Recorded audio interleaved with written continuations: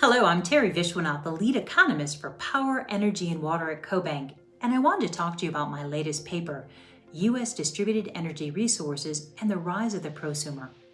Customer expectations are evolving about their electricity use and their supplier. We can probably credit Amazon, Google, Apple, and a few others for the change in attitude, but technology advancement and falling costs also play a really critical role.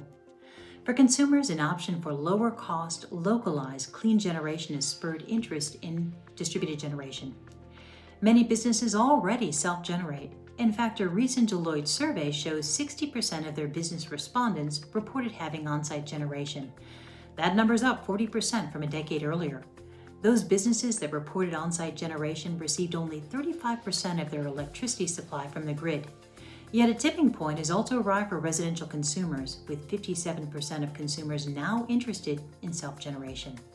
That means the distinction between industrial, commercial, and residential consumers, well, the lines are blurring. They all want the same thing: low-cost, sustainable, reliable electricity supply. The annual utility filings tell us that consumer costs have increasingly become disconnected with the cost of generating power and are more apt to reflect rising delivery costs. With 70% of the grid possibly nearing end of life, this is where the discussion on distributed gets really interesting. But just how big is the distributed energy resource space? Our analysis suggests that there are roughly 65 gigawatts of DER that currently participate in the wholesale market. Half of that capacity comes from demand response, and the other half comes from solar distributed generation. According to research released last year by Wood Mackenzie, this capacity is growing and could reach 387 gigawatts by mid-decade. Half, or 200 gigawatts, will come from load flexibility, and that's where it becomes really exciting for our cooperatives.